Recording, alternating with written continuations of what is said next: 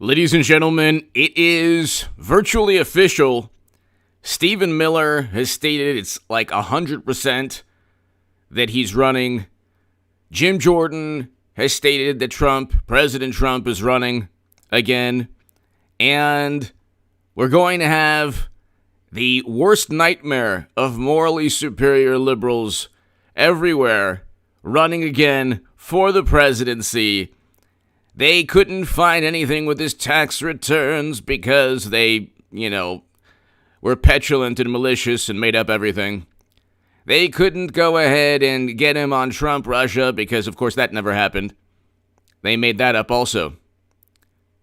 He's running again, and we'll talk about the Supreme Court defending SB 8, which is interesting when you have a government or a decision by the Supreme Court that they don't like, upholding a law within a state that they don't like. It's almost as if they want to tear the fabric of this country apart. Because that's what happens when there are mandates or anything they don't like. That's what happens. They say that any dissent is going to hurt I keep hearing this dumb word, the collective. So, you hear this all the time now. It's like, oh, think of everyone else. Well, Republicans and conservatives say, well, think of the unborn child. If there's cardiac activity, you could still get the procedure. You could still get the abortion before 6 weeks. Again, we'll talk about that in a little bit. They're telling endless lies pertaining to banning the medical procedure. That's not true. They're not banning the medical procedure at all. Typical lies from the left. Typical lies. It's just interesting to see how the difference between the way they view the Second Amendment and even the First Amendment and the way that the way that they view a person's autonomy or their ability to protect their body from government, that changes all the time. Just like the credible accusations against others and the disputed accusations against them. But you're talking about hypocrites. So anyway, hit subscribe to this channel right now. Indy Wood, thank you. I saw the super thanks. I have to thank you for that. Thank you so very, very much. And to my super chat, thank you. The super thanks is below next to the like and the share buttons, but the super chat, thank you so very much. I can't do this without you, ladies and gentlemen. Tell your friends about this channel. It's really weird. Like, I get to 184,000, then it's 183,930. And it's like, what happened? Where did the 70 viewers go? It's like, it's not my fault that, I don't know. I don't know what they were upset about. But, look, it goes up and down, up and down. A lot of the things I talk about, like, God forbid, Taiwan potentially being invaded by China, nobody's talking about. So it's actually there are things that that people don't hear that they hear on this channel. So tell your friends about this channel. Hit subscribe. President Trump's running again. We have a lot to talk about. And if you want to read my writing in The Hill, The Huffington Post, Salon, The Jerusalem Post, The Federalist, other publications, go to hagoodman.com. Eric and Luke, thank you. Eric, H526. Luke St. Martin, thank you very much. First and foremost, I think that President Trump, I think Republicans need to pass legislation, to continue to pass legislation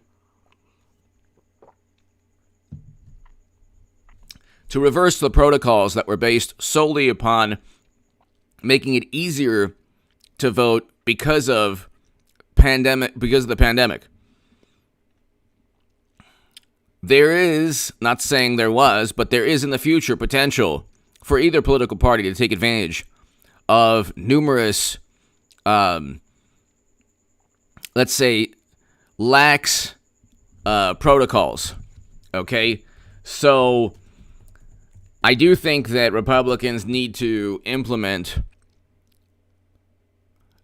these types of safeguards to protect the integrity Even though the integrity was pristine, we see that our beloved president, mashed potato brains, was definitely, as he was slurring his speech and bumbling and stumbling around and doddering around, the most popular candidate of all time. And I'm not even going there.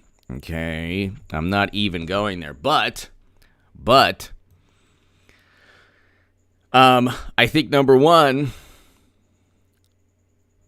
you do need Republicans. This is like an existential issue for the Republican Party. Okay? You're talking about a political side that cheated Bernie Sanders not just once, but numerous times. Okay? Game of crypto, thank you! Yo, C. Murph, let's start this off right. C. Murph, thank you! Thank you very much. Thank you, C. Murph. Thank you very, very much. As always, Game of Crypto, thank you. Thank you very much, ladies and gentlemen. This is going to be a good live stream. So, there needs to be, the Republicans need to pass legislation like they've done, because the legislation that they've passed has already been upheld by the Supreme Court, just like SB 8. So, you can't say that these laws, like when Major League Baseball moved from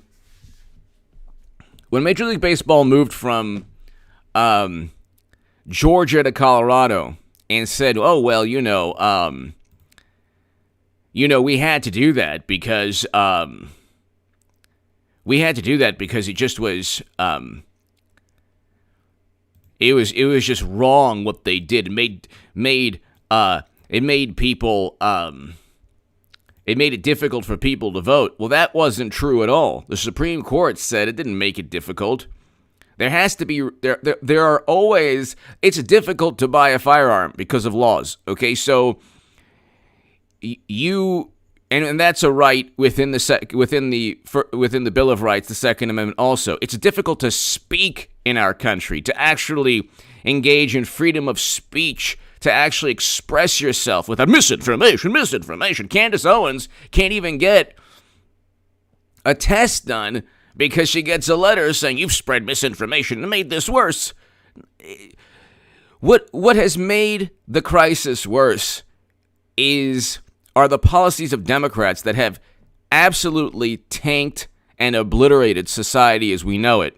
And still we have the same hysteria and the same panic and the same paranoia. So you can't say that lives were saved by the information that Democrats deem legitimate. Misinformation, that's like, okay, you talk about an assault on free speech. Misinformation has been redefined as any information that Democrats feel is contrary to their viewpoint. All right? You can't go ahead. You can't have a functioning society when the consensus is usually wrong. The consensus on WMD was wrong. The consensus on Clinton winning in a landslide was wrong. The consensus on Trump working with Russia was wrong. The consensus on Trump's tax returns being this financial labyrinth of criminality was wrong. Gigi! Thank you for bringing us truth. Gigi, thank you. Thank you, Gigi, thank you. Thank you so very much. Greatly appreciate it. This is going to be a great live stream, ladies and gentlemen. Thank you. Thank you. Gigi, thank you so very, very much. To my super chat, I can't do this without you, so I appreciate your support so much. Thank you so very, very much. It's happening, ladies and gentlemen. The man is going to run again. And he needs to watch out for something, and I understand. I know it's going to be like, I know you're going to roll your eyes and say, oh, here we go. Look, you have to understand the problem with President Trump and the trap he got into was the following. This is very, very important, okay? It has to do with the mind and the psychology of a wonderful, and God bless them, morally superior liberals. I used to be one my whole life. And I know a great many, and they're beautiful people, and they're wonderful people, but they have a certain type of psychology when it comes to, they're morally superior, oftentimes apoplectic, usually wrong about a lot of things, but overly confident and arrogant. And some are narcissists. And what you have to do, what President Trump has to do, okay, now this is very important.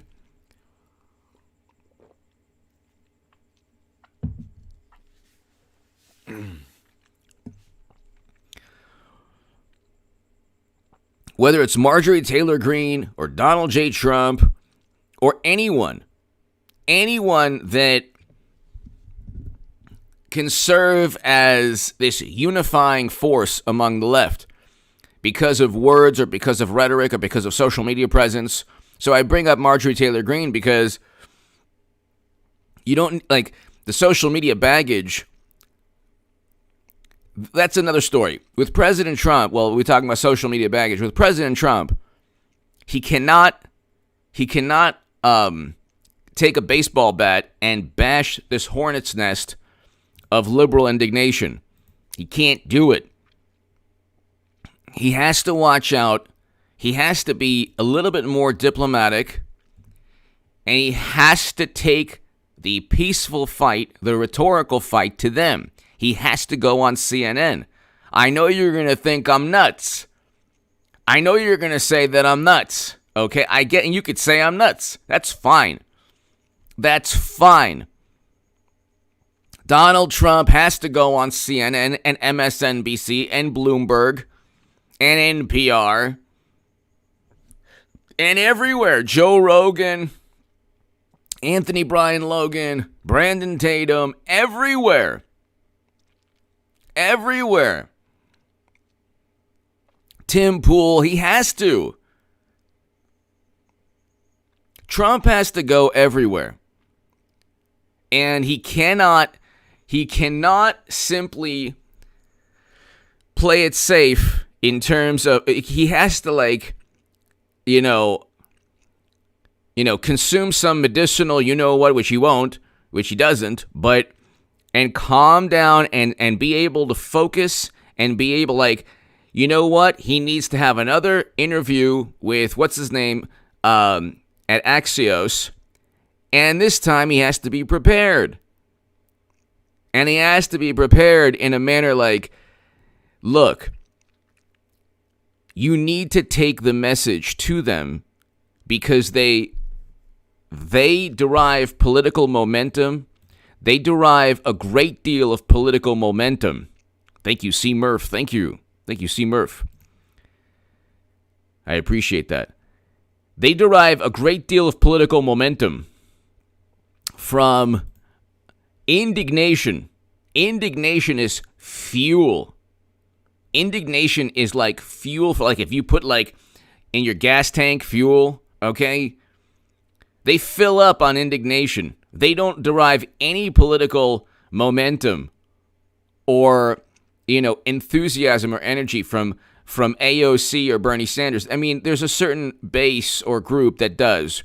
But after the 1 millionth tweet about wealth inequality, while Democrats didn't allow people to work to keep them safe, and you look at Peru and you look at countries around the world that shut down their societies, UK, France, it didn't work. It didn't work.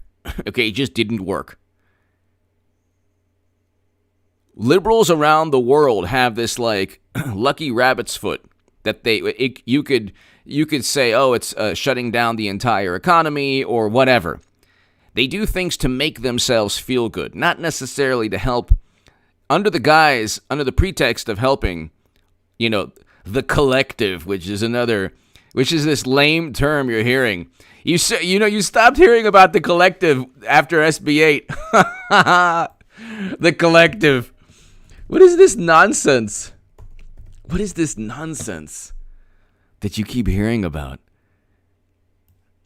It's like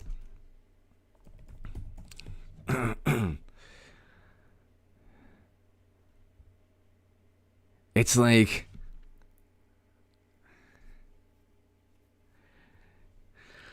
you hear this. Anyway,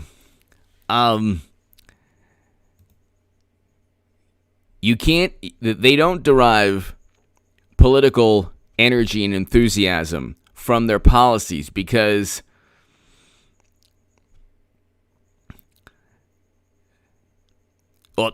Trump doesn't care. I mean, they went after him. They went after him endlessly.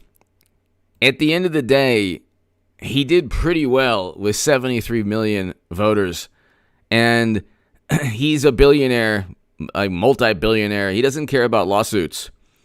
So believe me, he's known. He will be known throughout history as one of our better presidents in hindsight. Okay, people will look back and say, okay, you're going to compare him to Biden, and Biden is like already one of the worst presidents that we've ever had. I mean,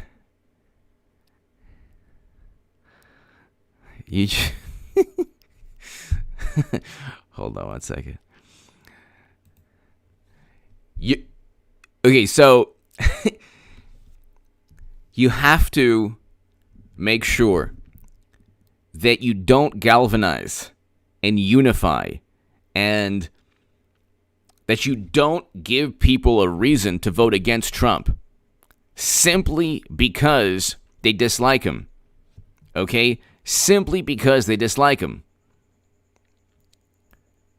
And I fear that Trump has already entered the Hillary Clinton paradigm or matrix where just the dislike of the candidate was enough to galvanize everyone. And with Trump, it's not just, look, media was propping Clinton and Biden up. I mean, they had every conceivable advantage. President Trump snuck through. In 2016, he barely won, okay? And media didn't take him seriously, so they didn't obsess. I mean, they obsessed over him, but they didn't work alongside government officials, leak information, or government officials didn't leak information to the public or to journalists, and journalists didn't devote their entire lives. You have to understand something. The way media and Democrats work is the following. They'll start with something really stupid like Trump Russia, and then it will start off as this conspiratorial nonsense that like you say nobody could ever believe that nonsense. And it will build and grow into this monstrosity of a paranoid, all-encompassing story where we need his tax returns because his tax returns show he worked with the Kremlin. And, we have to curb speech on social media because, the Kremlin bots have retweeted information about Hunter's emails, the Kremlin bots, and the Facebook ads. And so we need to stifle the First Amendment now. And Tulsi Gabbard is a Russian operative. And so was Bernie until he decided to calm down. And Trump could have worked with Putin. And you know what he did? He pressured Zelensky. And for 4 years, American politics has been two things. How can we promote the Democratic Party's interests while at the same time spinning our interests into or redefining national security to really mean the Democratic Party's interests? So it is not national security.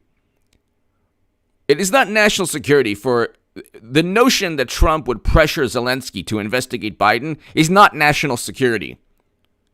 Because if that's national security, then Carter Page, George Papadopoulos, Michael Flynn, Donald Trump have every right to sue every intelligence agency in the United States government.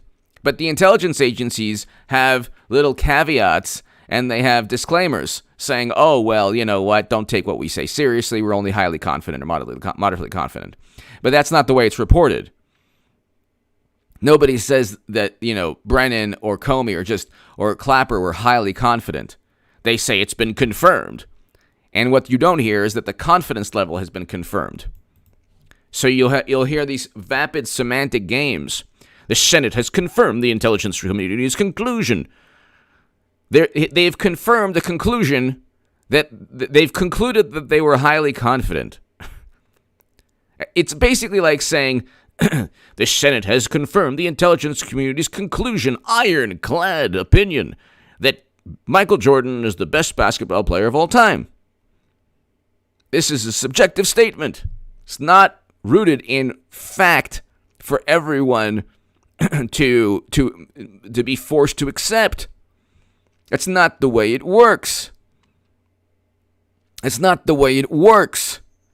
You cannot say that your opinion is fact, but that's what the intelligence community has done on behalf of the Democratic Party. But this is the thing. Trump has to understand that he has competitive advantages. His competitive advantages are half the country likes him, admires him, or is okay with his personality, or likes him better than Biden.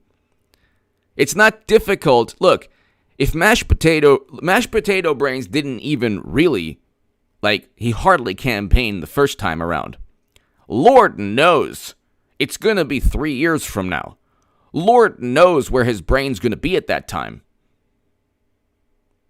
I mean, they might just have this animatronic version of him. I bet you, in Disneyland, the animatronic little robots of you see Pirates of the Caribbean and they're like, oh, ho, ho. And so there might be this, God bless him, he'll be fine. But he'll be the president is golfing today, and his animatronic robot stand-in gave a speech. Come on, the man. Cornflakes.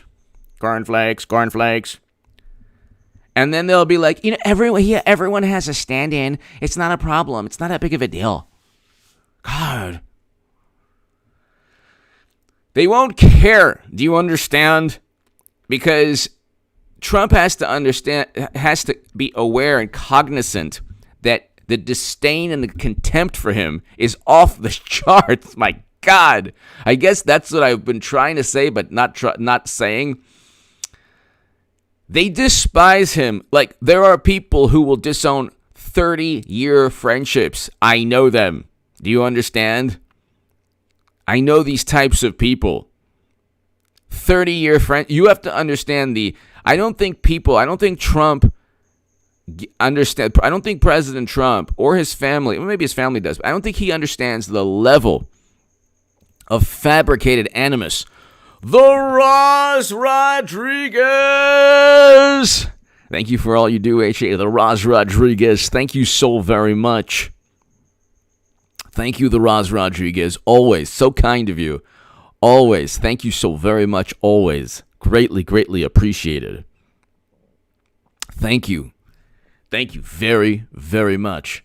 As always, the Raj Rodriguez, thank you. Hope all is well. Hope you're going to have a great weekend. And a safe, happy, beautiful weekend. The Raj Rodriguez, thank you. It is unbelievable the level of disdain and contempt. They don't even... You have all of Hollywood, where you people, producers, directors, actors are open about they won't work unless it's Kanye West. You better believe all of those people who talk a lot. If Kanye West or John Voight wanted to work with them, oh my God, they'd suddenly be okay with Trump.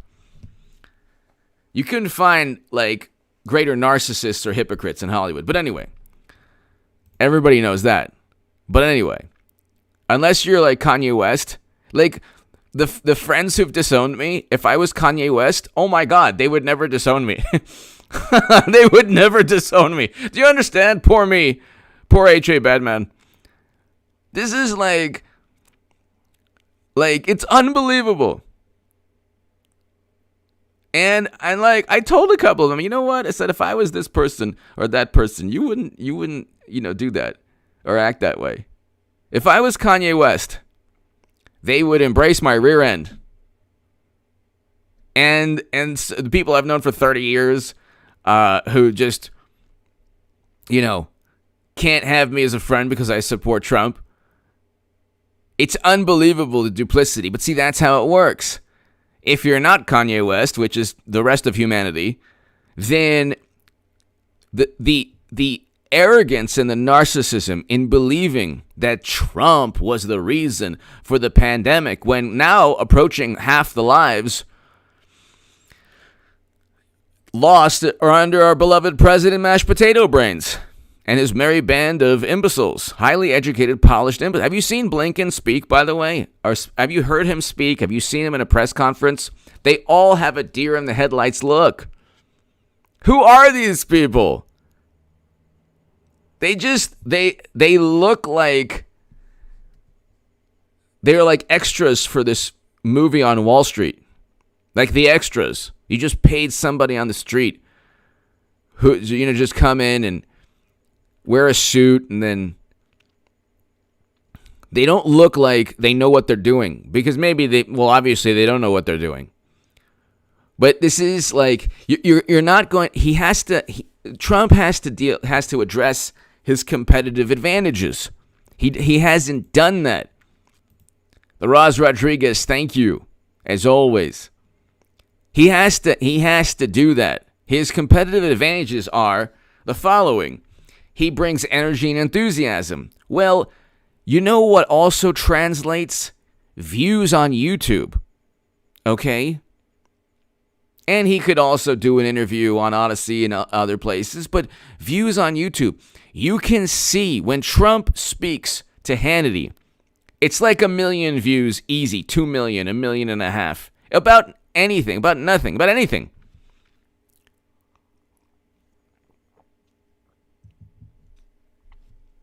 He needs to go on a tour of the top 5, 6, 7.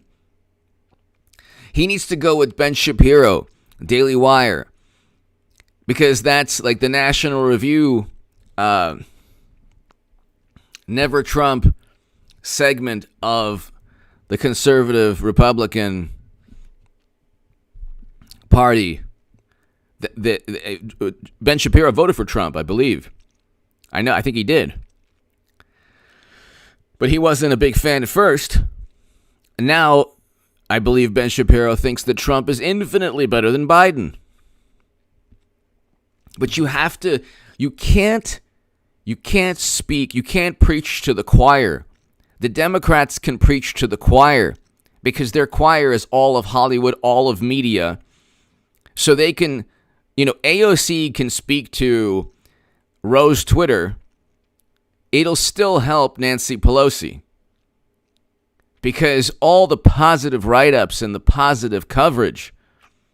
I mean, it's a gigantic, finely tuned public relations machine. Trump didn't understand that. He's no longer this, revolutionary type of candidate that is taking the country by storm. He's no longer that person. Okay? When he was running in 2016, there wasn't 4 years of Trump Russia and tweets and offensive statements and outrage every single day. It consumed the mind and the psyches of morally superior, wonderful, apoplectic liberals. It consumed them. The Roz Rodriguez, thank you again. It consumed them. So he has to understand that, okay, what do I do to circumvent this endless supply of contempt and disdain for me? How do I do that? How do I address the fact that a good part of the country never wants to see me around again? And will actually disown family members or friends or won't talk to coworkers or whatever. Because you're like, the Democrats who dislike Trump, many, not all, there's a certain percentage that seriously have issues in their cranium. And it's not hyperbole. It's like serious issues. They take it far too seriously. And they don't utilize the same apoplectic, completely irrational mindset when it comes to Biden. So if mashed potato brains leaves Americans behind, if it was Trump, it was Trump.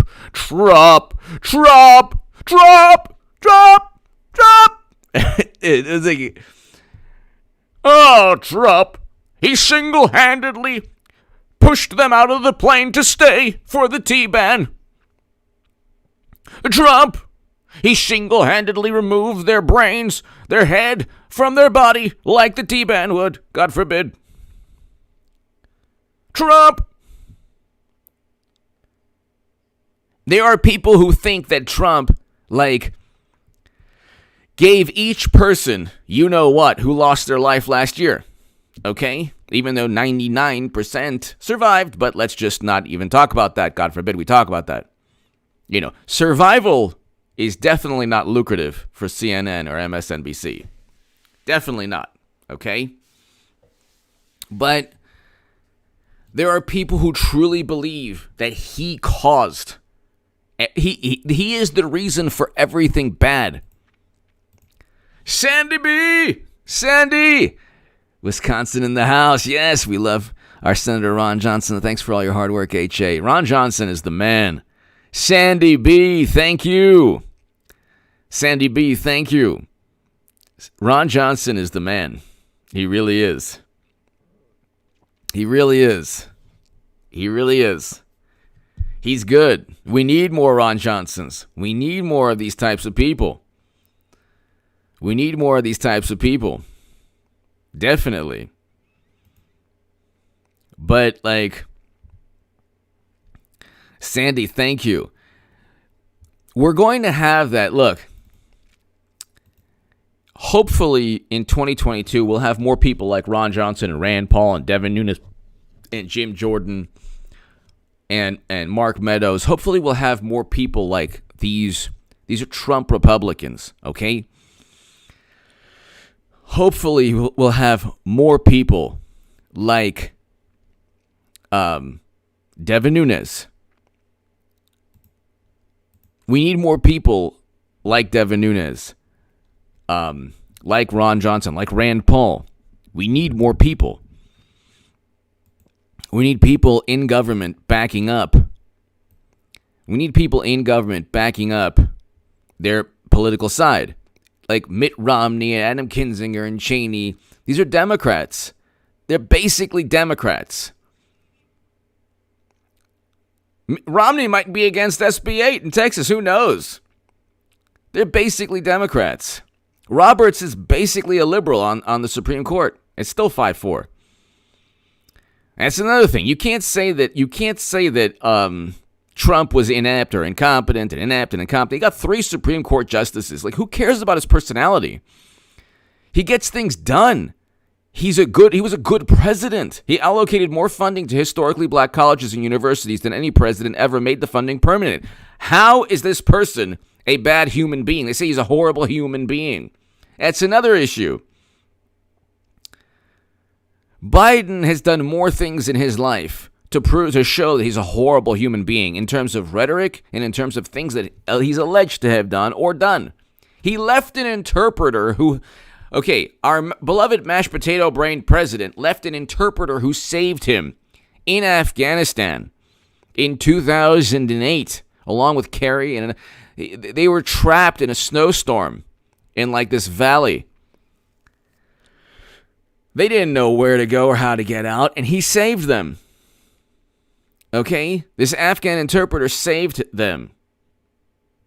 And to think this, as I say, no good deed goes unpunished. Do you understand? And Psaki said, "Oh, well, we'll find him. We'll definitely find him." Well, what's taking you so long? They left a woman there who, you can't even believe this. Like, if it was Trump, they would be like, oh my God. This woman wasn't allowed on the plane. Okay, so hold on one second. 130 rescue dogs. This is Yahoo News. U.S. woman left behind in Kabul with 130 rescue dogs thanks to DOD no-fly animal policy. Okay. A Tennessee woman who owns an animal rescue center in Kabul was not allowed passage home by the Department of Defense because she carried a disabled puppy in her arms. A disabled puppy in her arms. Hello? And this woman is a saint, Charlotte Maxwell Jones. I'm hoping soon that she can come home. That we save her. This woman is a saint. Okay? This woman is a saint.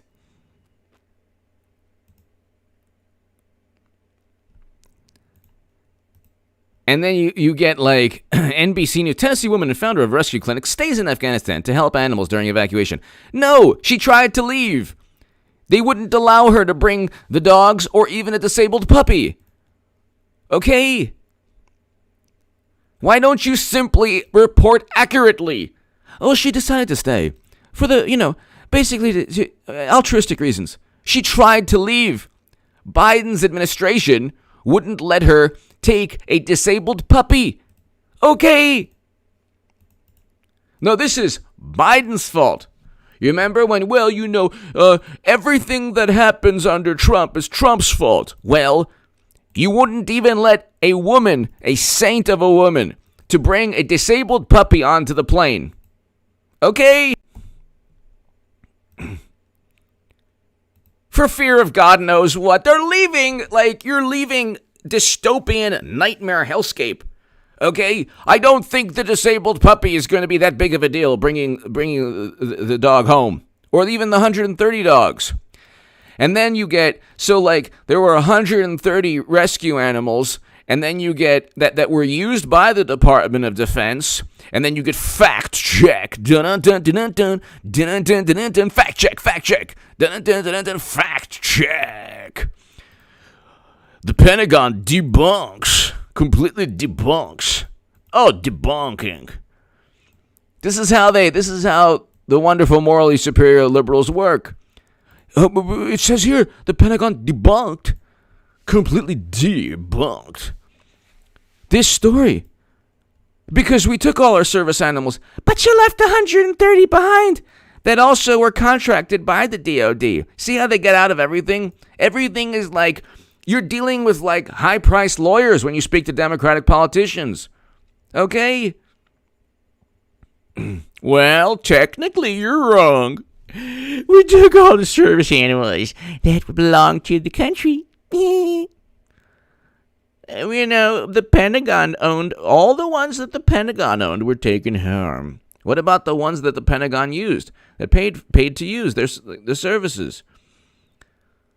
This woman and 130 rescue dogs were left behind. You couldn't take 100. Why? Really? You're following protocol? Oh, you let the T-Ban serve as security. I don't think you're worried about protocol. I don't think Biden's worried about protocol. He literally gave lists of names to the T-Ban. We'll call them the T-Ban. How is that protocol? Where is that written in any DOD or Pentagon, protocol, rules or guidelines? My God. These people are hilarious. And it's that's why one of the good things about watching this channel, okay? Because if you watch long enough, I'll get to something interesting.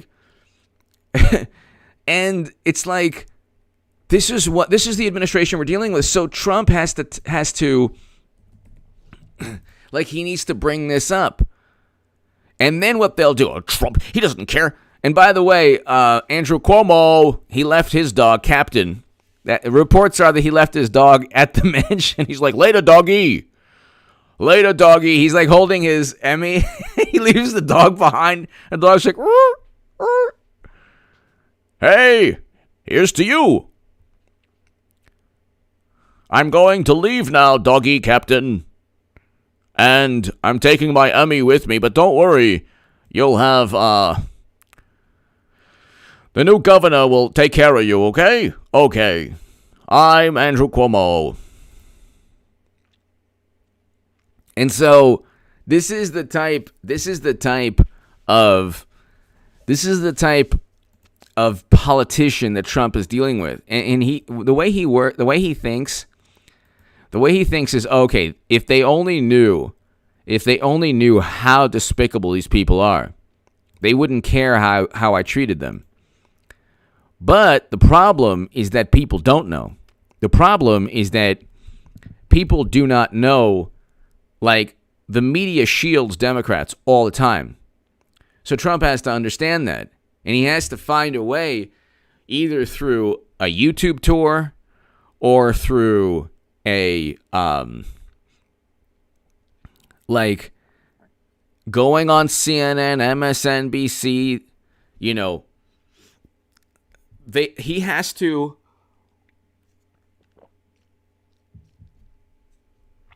to sell himself again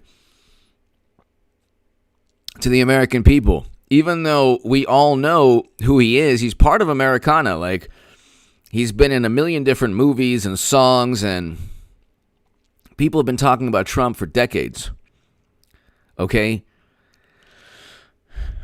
They always refer to him as, like, whenever they referred to Trump, it was always like somebody who was wealthy. Wealthy businessman. And then the past 4 years, they tried their best. Oh, he's not that wealthy. He's not that wealthy. We got to cut him down to size. We got to cut him down to size. Nobody cares. And that's another thing also, like, I never cared on a microscopic level. I never cared about the indignation or the negative hit pieces that I received just for telling the truth that Bernie was cheated, that Clinton would not defeat Trump. Like, for a second, it bothered me, but then I was like, oh my God, look at the imbeciles who were trying to go after me. Like, these people are like obsessed. There's one person in a publication that no longer exists who literally wrote 4 hit pieces on me. 4. Okay?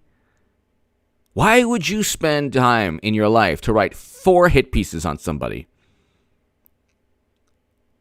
And it's like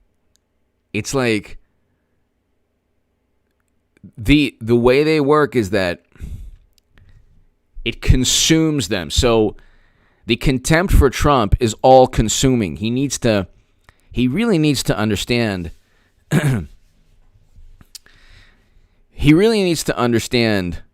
like how to he needs to understand how to communicate to the rest of the country, not just Republicans or conservatives, or he needs to communicate to people who don't like Biden but don't like Trump. If he can do that, the sky is the limit. There are people who don't like the direction of this country.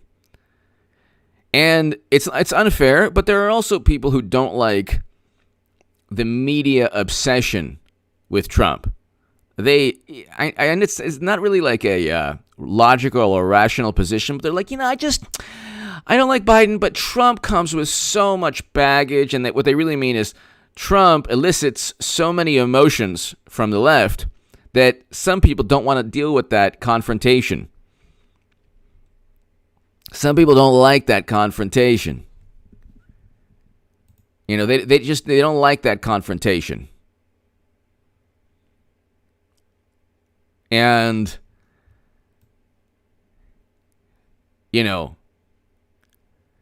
they just don't like that. They don't like that type of confrontation, and they don't like all the media, like the media insanity. Okay. And All Trump has to do, all he has to do is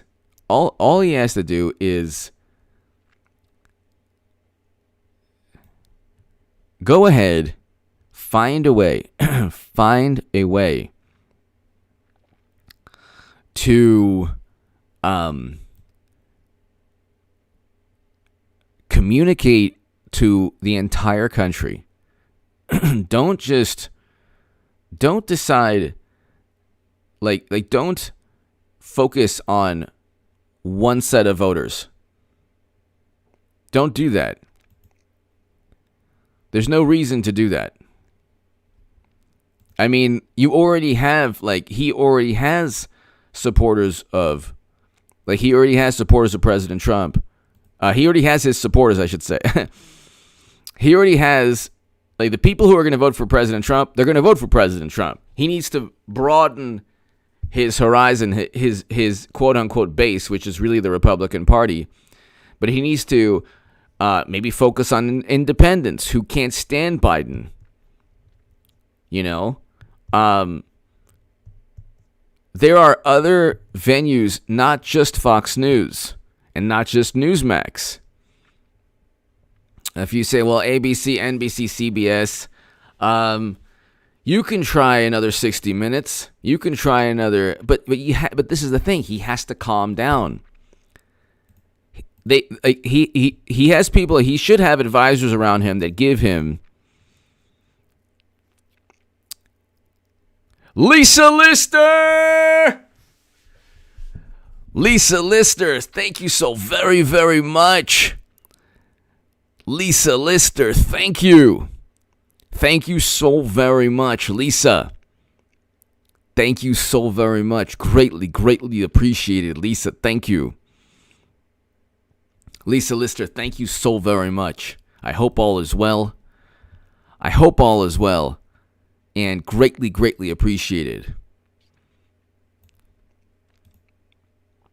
Lisa Lister, thank you so very much. Greatly, greatly, greatly appreciated. Can't thank you enough. Hope you have a fantastic weekend. Thank you, Lisa. Roz Rodriguez, thank you. Lisa, thank you. And Roz Rodriguez, thank you as always. Greatly, greatly appreciated, Lisa and the Roz Rodriguez. Thank you. Trump is in a debate. He easily defeated Biden, but the thing is, it was a situation where the problems with Biden, like for example his son's emails that showed pay-to-play schemes, they weren't addressed by media. So what he tried to do,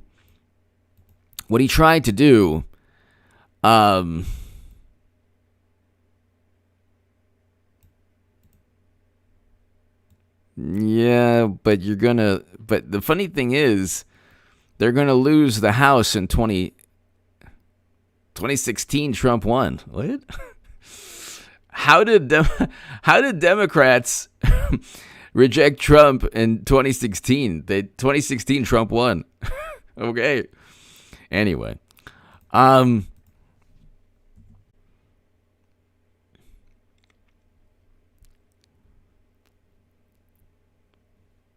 thank you. Sorry about that, people.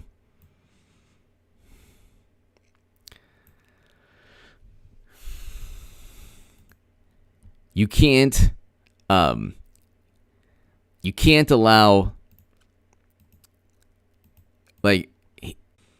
Paul, thank you. Communication. He can't get flustered. Like a lot of times, the worst thing that you can do, and I'm guilty of this because it's a natural emotion to defend yourself immediately, okay? Now, I remember when I was on the left, somebody would say one thing, and I would immediately defend myself. Still to this day, I do.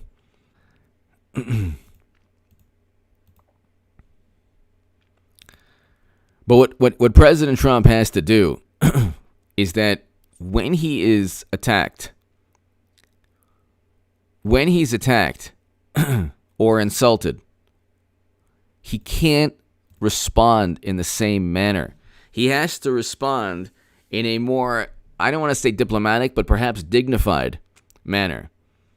And the reason I say that is because the back and forth, like right now, he cannot continually energize. Like, the back and forth works for Democrats now with Trump. The back and forth works for Democrats now. So they'll insult him. Well, she should have. Look what we have now. They'll insult him. And he'll respond. And Lisa, thank you again. Thank you, Lisa, so very much.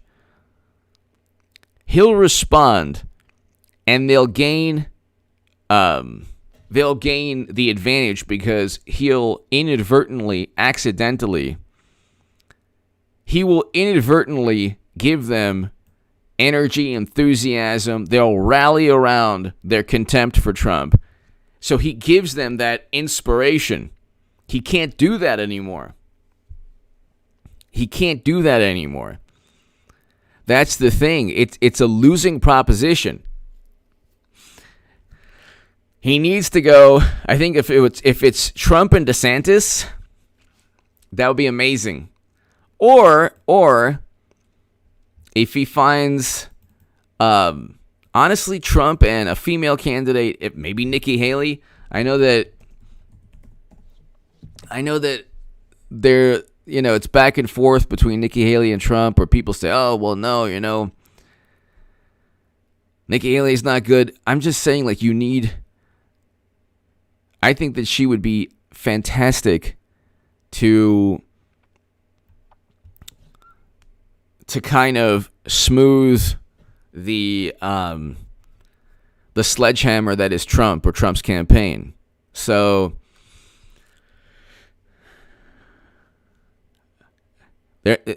Nikki Haley is very, very, very polished, educated, successful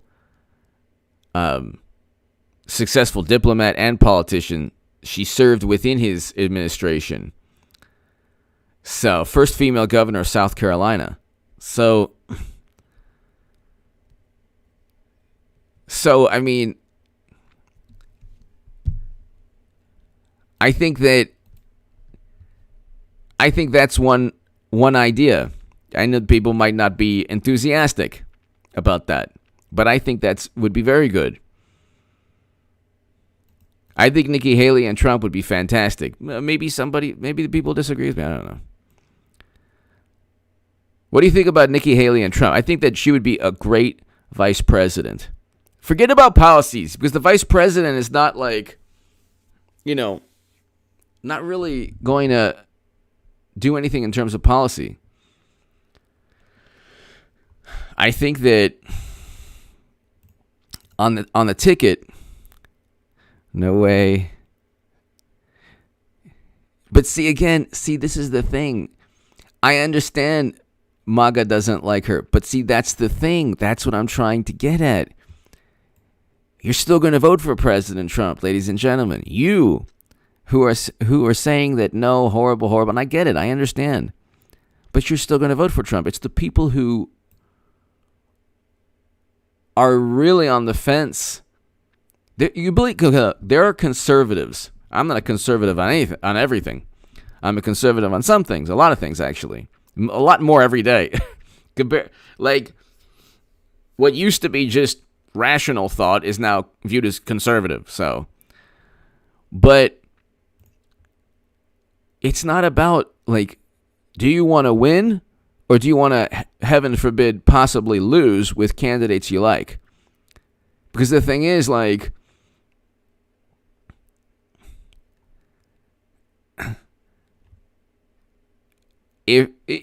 what's the best ticket? For me, it would be good to find a woman as vice president. And it would be good to find a woman who could reach out to people who don't necessarily like Trump. The whole reason that Pence was chosen was to reach people who perhaps ordinarily independents. I don't know. It's just, I'm thinking out loud. I don't know. I just think that you can't have somebody too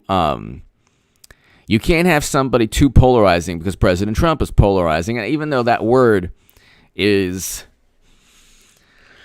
more of a description of their reaction than Trump.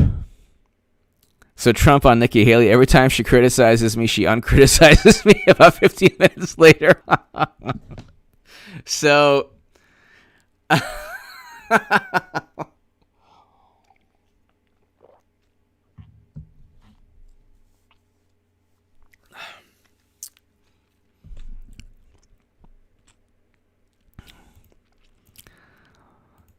anyway, what I'm trying to get at is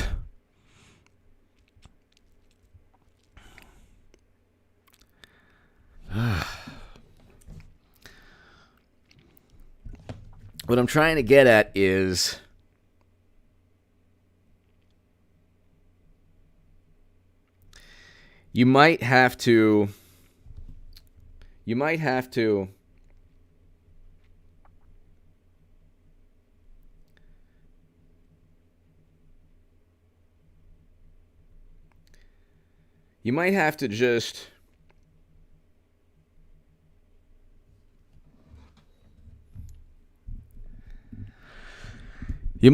just mind of, yes, Tim Scott would be fantastic. A person of color or a woman would be fantastic with President Trump. I would say, like, I would vote for Herschel Walker. I love Herschel Walker. I think he's fantastic. But a lot of people would say, oh, he's never been in politics. But if he wins, if Herschel Walker becomes senator, then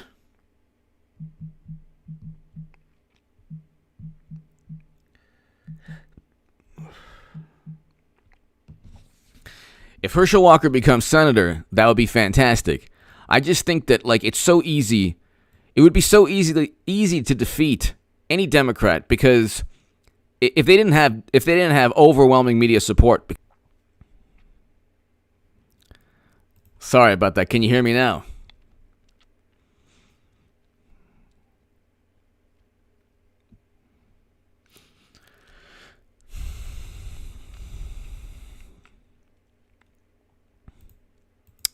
I forgot what I was saying. If it was just, if there was a BS here. Sorry about the buffering, ladies and gentlemen.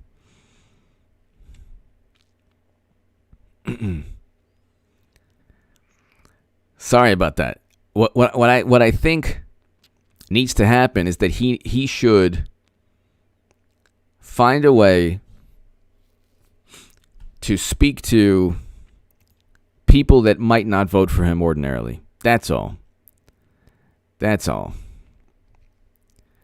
I think that he should find a person of color or a woman, and then Democrats will be completely, then they'll be forced to be their typical hypocritical selves and then go after and try to silence a woman or a person of color who they disagree with.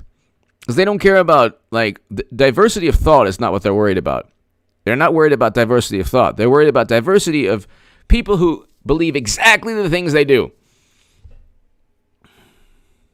That's how they run. That's how they work. They want people to think exactly the way they think. And if that's not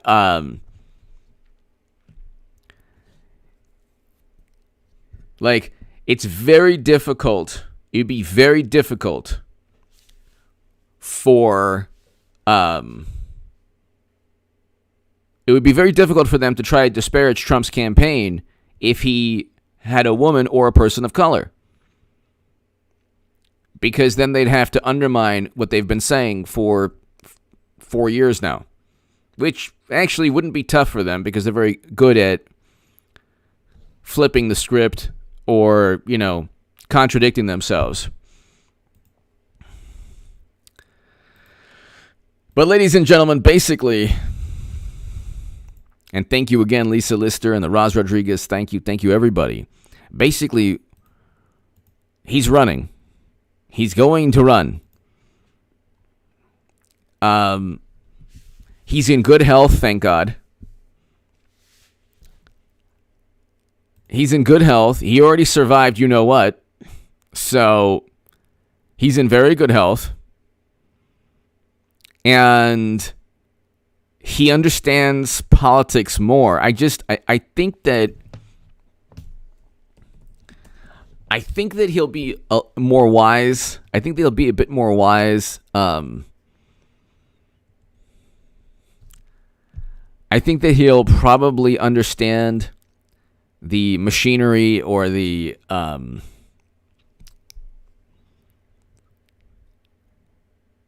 I think he'll kind of understand like how things run. He'll be less. It'll be more difficult for Democrats to try to undermine his campaign or I should say his presidency. He has to get there. He would have to get there. So, look, if he has a House of Representatives, I mean, think about that. If he has the House of Representatives and if he has a Senate,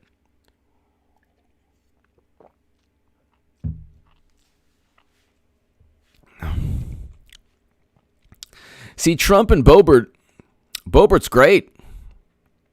She's fantastic. Okay, I like her. I'm not a fan of Marjorie Taylor Greene, just because of the baggage and because of like the rhetoric and the baggage. But Boebert is fantastic. Noam is fantastic. But I'm trying to say it has to be somebody that is more moderate or more traditional than Trump. If he picks a woman that is just like him in terms of media perception, then it doesn't work to undermine the Democratic Party. Like he would have to pick somebody that is able to achieve what Mike Pence achieved.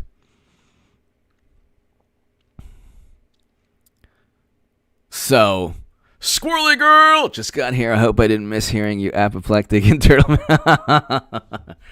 Squirrely Girl, thank you. H.A. Batman has been so apoplectic. Apoplectic. They love me in Kentucky. They love the Mitchell McConnell in Kentucky. Oh, Kentucky home. Squirrely Girl, thank you.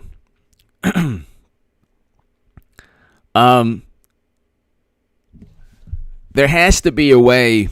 It's just like I wish that I could talk to President Trump, and I guess even if he watches, he'll never watch this, but just use your competitive advantages. Okay? Use your if in football you have a great run game, but your passing game's not that great, well then you know what? Stick to the run. Even if they're stopping the run, if they're stopping the run in the first quarter and it's a close game, you don't abandon the run in the second quarter. Because that's what you're known for. That's what your game is. You stick to what makes you good.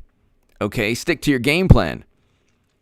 And if you have to switch things up, you do. What makes Trump good is that he was able to communicate to even CNN. In 2016, he won. Go look at his interviews in 2016 on CNN, on MSNBC. Go look at those interviews. He's calm, cool, collected. He's completely rational, and they're going the slings and arrows, and they're trying to go after him, and he's calm. He has to be calm. And he's taking it to them. You know, all he had to do in that Axios interview was say, look, you know what, Andrew Cuomo. But he didn't do that. He probably was trying to be nice. But he has to, his competitive advantage he has to use. Haha, Gigi, hello.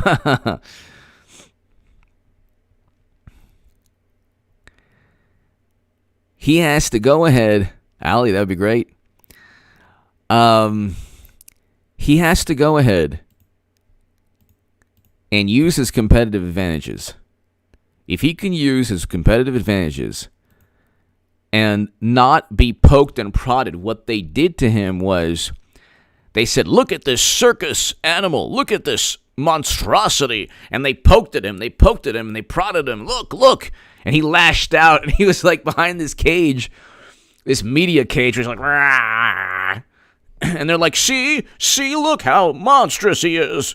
And they kept poking and prodding at him. And he would tweet out, he would lash out during the tweets. Then they would say, oh my God, the horror, oh, the horror. And so they were able to elicit the exact reaction they wanted. Because after the 1 millionth AOC tweet about wealth inequality and the climate, people tune out. They need contempt for Trump. Is only so much. 2022. I just want to let you know wealth inequality. 2024, 2020. Wealth inequality. Okay, you're getting cheated every year, every 4 years. You're not saying anything. You must not care that much. Bernard. So,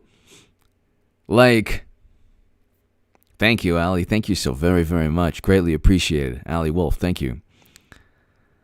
I just,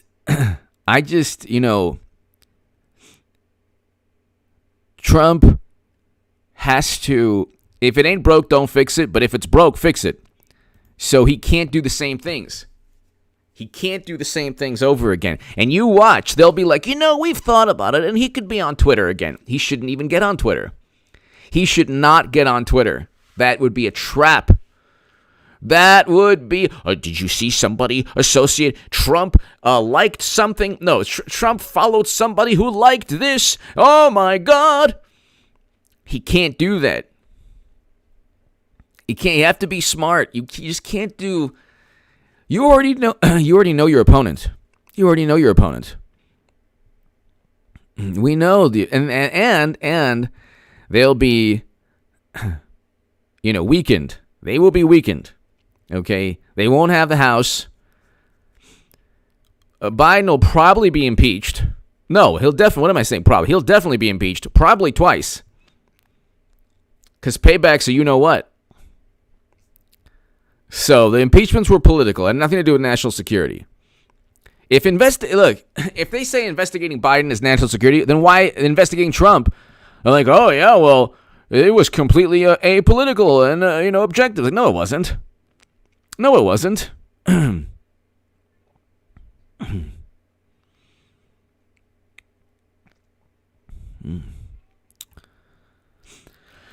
I think that you're going to need somebody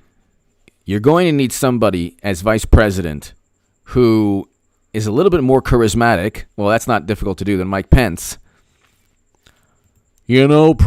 Trump, by the power of Ronald Reagan's Bible, you're not going to try to stop throwing that. You're not going to try to intimidate me again. Did you see what he did? He wrinkled a piece of paper and threw it at me. You're not going to, no, yep. Wrong. Get out of the office. Ladies and gentlemen, thank you so very much. Lisa Lister, thank you. Raz Rodriguez, thank you. Squirrely Girl, thank you. I think I'm going to head out right now. I will be back. I'll do a live stream at about 10:30 tonight. So be here for the live stream, 10:30, everybody. 10:30 live stream. I'll set it up now so you'll have the link. It'll be in the community section of this. So a lot of times, check the community tab because I'll have the links on the community tab of like when live streams will be. But ladies and gentlemen, thank you so very, very much. Paul, thank you. Everybody here, thank you. The Roz Rodriguez, Lisa Lister, thank you so very much. Squirrely Girl, everybody here, thank you. Lisa, thank you so very, very much. As always, thank you. And I'll see you at 10:30, everybody. 10:30. Thanks, everybody. Oh, real quick here. Indy Wood! Indy, thank you, Indy, for your super thanks. I know that you sent one. And thank you so much, Indy, as always. Thank you very, very much. Thanks, Indy. Have a great weekend. I'll hopefully see you and everybody here at 10:30. 2 brain cells, thank you. Let's play, thank you. Thanks, everybody. I'll see you all at 10:30. Eric!